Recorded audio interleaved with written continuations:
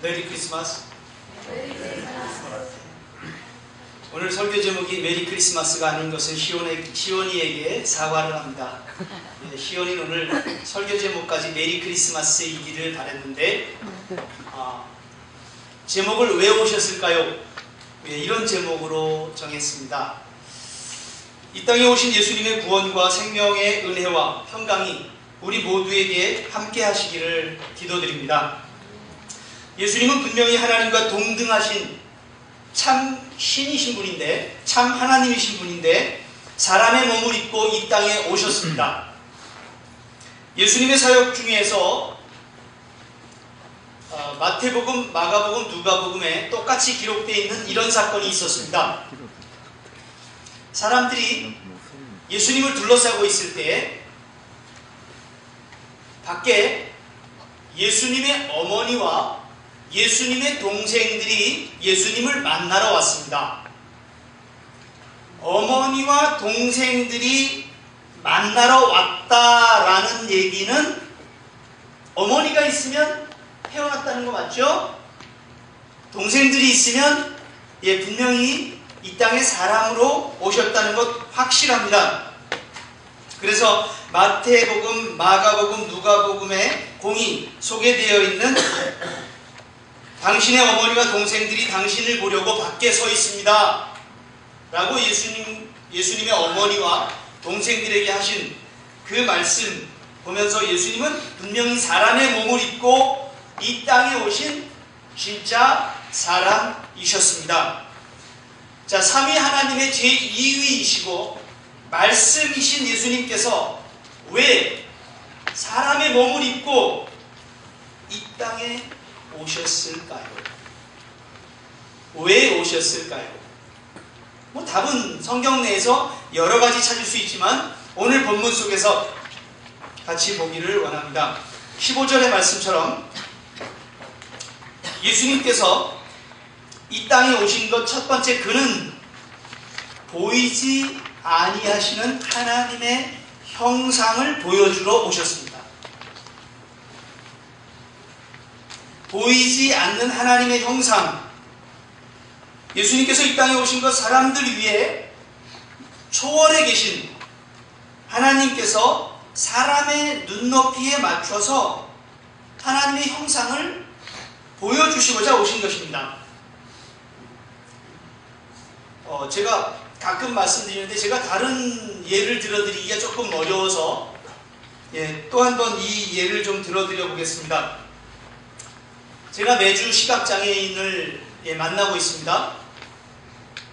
전에 만나던 지금 네팔에 가 계신 선교사님은 저하고 성경을 읽고 책을 읽고 이런 것만 한 게 아니고 제가 학교를 데려다주고 그리고 학교 끝나면 다른 선생님이 가서 데려오고 이렇게 지냈었습니다. 자, 그렇게 지내고 있는 그 선교사님 계셨고요. 이제 선교사님이 한 10여 년, 7년 정도 저하고 7, 8년 교제하다가 선교지로 나갔고요. 지금 만나고 있는 형제님은 그 선교사님은 25세쯤에 필명을 했습니다. 25살에. 그러니까 대학 생활하면서 대학생 선교회 CCC 활동도 했고요. 그리고 실제로 청년 시절 취업을 해가지고 얼마 안 돼서 실명을 했기 때문에 실제 우리가 이야기하는 걸 다 어떤 모양인지 상상을 해냅니다. 그런데 지금 만나는 형제는 날 때부터 시각장애인입니다.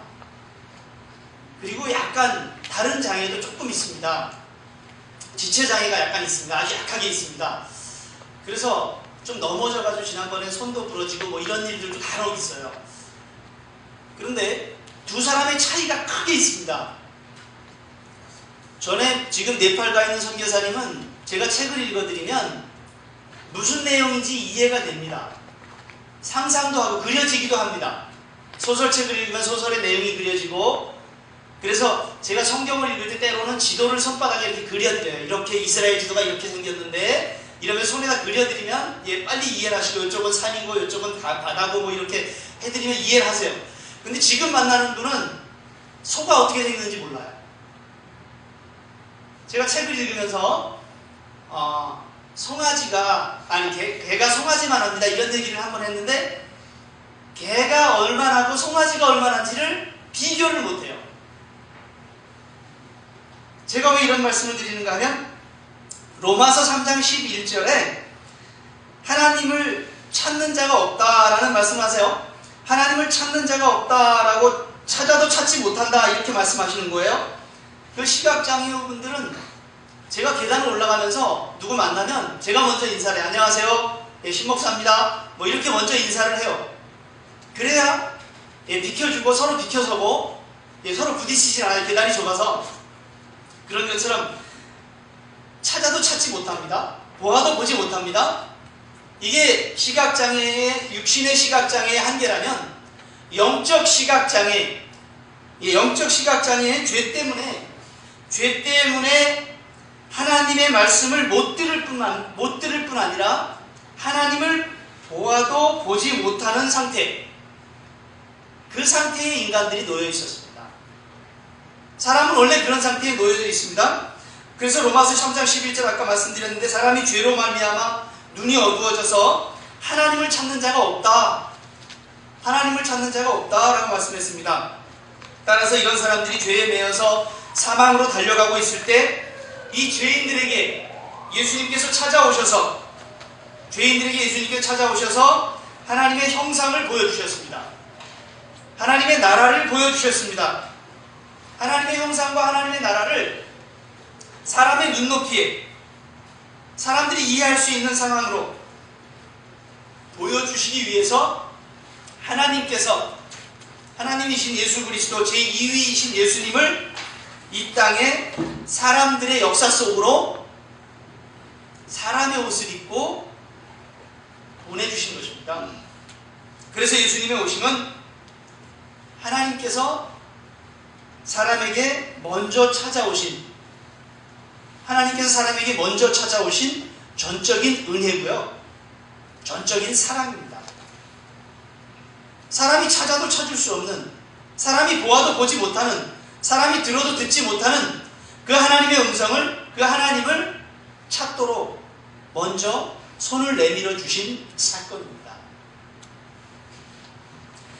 자, 그러면 예수님이 보여주신 하나님 어떤 분이시라고 말씀하는가 하면 16절에 보니까 만물이 그에게서 창조되되 창조주이십니다. 그리고 왕권, 주권자들, 통치자들, 권세들, 만물이 다 그로 말미암고 그를 위하여 창조되었고 또한 그가 만물보다 먼저 계시고 만물이 그 안에 함께 섰느니라. 그는 교회의 머리시고 그가 근본이시요 죽은 자들 가운데 먼저 나신 이시니 이는 친히 만물의 으뜸이 되려 하시며 하나님께서는 모든 충만으로 예수 안에 거하게 하셨다라고 말씀했습니다. 예수님께서 보여주신 하나님 창조주이십니다. 잘 상상해 보십시오. 예수님이 이 땅에 오셔서 하신 사역을 보면 예수님께서 보여주신 아버지는 구원자이십니다. 그래서 예수님이 이 땅에 오셔서 어떻게 바람과 바다도 순종하는가 이러면서 창조주이심을 나타내셨고요.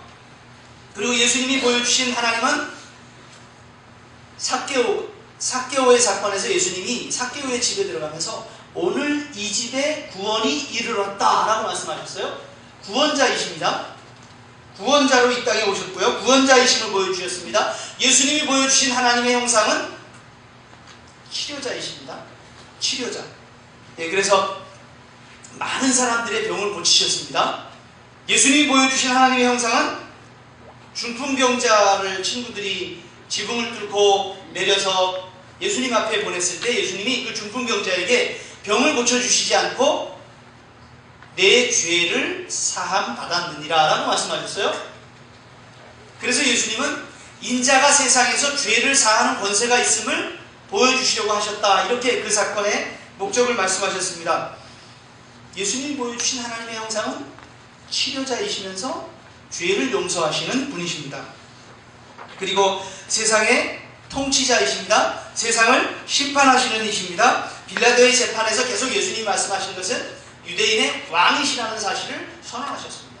예수님은 그렇게 통치자로 이 땅에 오셨습니다. 그래서 헤롯도 예수님이 유대인의 왕이 났다는 소리를 듣고 2살 아래의 남자아이들을 다 죽이는 그런 유아 학살을 자행했죠. 이렇게 예수님은 하나님의 형상을 이 땅에 보여주셨습니다. 예수님 보여주신 하나님, 그분은 만물 위에 계시고 교회의 머리 되시는 분이십니다. 그분은 만물을 다스리시는 분이시고 교회를 다스리시는 분이라는 말씀입니다. 그리고 그분께서 다스리시는 나라가 있다는 것을 보여주려고 이 땅에 오셨습니다. 죄에 빠져서 이 땅에 사는 사람들은 자기가 스스로 존재하는 줄 압니다. 자기 지혜로 이 세상을 살아가고 있는 것으로 착각합니다. 창조를 부정합니다. 창조주의 존재를 믿지 않습니다. 그러나 예수님께서는 오셔서 창조주의 존재를 알려주셨고, 창조주께서 새 창조하시는 은혜가 있음을 나타내 주셨습니다. 그래서 그분을 믿음으로 새 창조돼서 하나님의 피조물로 하나님의 다스림을 받고 살아가는 것이 참 인생이라는 것을 예수님은 보여주셨습니다. 인류가 죄에 빠져 있는 줄을 알게 하셨습니다. 그래서 예수님께서 이 땅에 오셔서 제일 처음에 하신 말씀이 뭐예요? 회개하라. 회개하라. 지금 그대로 살아가면 안 된다. 지금 그대로 살아가는 길이 사망길이다. 지금 그대로 사는 길이 인류에게는 소망이 없다. 돌아서라. 돌아서라 말씀하셨습니다. 회개하라. 천국이 가까이 왔다. 사람을 향해서